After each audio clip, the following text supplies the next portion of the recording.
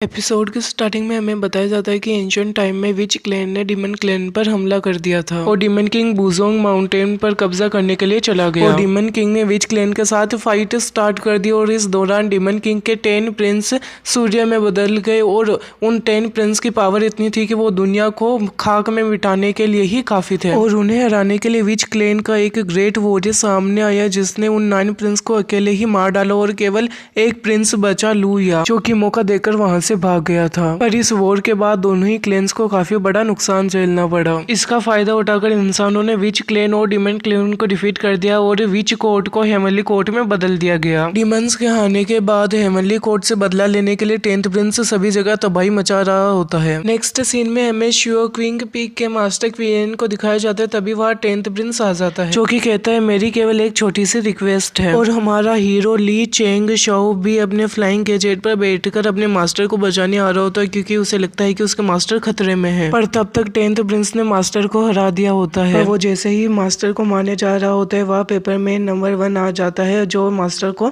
बचाने के लिए अपने पेपर्स का यूज करता है। उनकी स्पेशलिटी होती है पेपर्स को अपने अकॉर्डिंग यूज कर सकते हैं वो। और नंबर 1 कहता है कि डीमन और हेवनली कोर्ट में तो 100 सालों के लिए संधि हो चुकी है पर जब 10th प्रिंस उसके बात नहीं मानता तो नंबर 1 अपने पेपर्स से 10th प्रिंस पर हमला कर देता है। पर हम देखते हैं कि पेपरमैन्स के पेपर का 10th प्रिंस पर कोई असर नहीं होता और 10th प्रिंस पेपरमैन पर भारी पड़ने लगता है। पर मौके का फायदा देखकर नंबर 1 मास्टर को लेकर भागने लगता है और हम देखते हैं कि रियल चेंगशो कहता है कि मैंने जिस पेपरमैन को मास्टर की प्रोटेक्शन के लिए लगाया वो काफी ज्यादा एडवांस है और जब तक मैं वहां पहुंचूंगा वो उनकी प्रोटेक्शन करेगा और चेंगशो भी काफी स्पीड में अपने मास्टर को बचाने के लिए निकल जाता है। नेक्स्ट सीन में पेपरमैन मास्टर को लेकर जिस रास्ते से जा रहा होता है 10th प्रिंस पीछे से हमला करके उस रास्ते को बीच में से ही तोड़ देता है। अब कोई चारा न बचने पर नंबर 1 10th प्रिंस के साथ फाइट करने का निश्चय करता है क्योंकि वो केवल चेंगजू को यहाँ आने तक का समय दे सकता था। और अब नंबर 1 10th प्रिंस पर अपने पेपर्स के साथ एक के बाद एक अटैक करने लगता है और मास्टर भी उसकी मदद करने लगते हैं। पर जब नंबर 1 के सारे पेपर्स का 10th प्रिंस पर कोई असर नहीं होता तो मास्टर एक बहुत खतरनाक अटैक करने लगते हैं। वो एक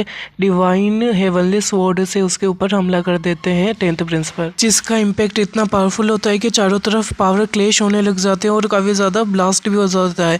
तभी 10th प्रिंस मास्टर को मारने के लिए एक पावरफुल हमला करता है पर बीच में नंबर 1 आ जाता है और मास्टर को बचाने के कारण वो खुद मर जाता है। वो अटैक इतना पावरफुल होता है कि वो नंबर 1 को चीरते हुए मास्टर को भी हिट कर देता है और अटैक की वजह से मास्टर भी क्लिफ में गिरने वाले होते हैं। पर तभी वहाँ चेंगजू आ जाता है और अपने मास्टर को पकड़ लेता है।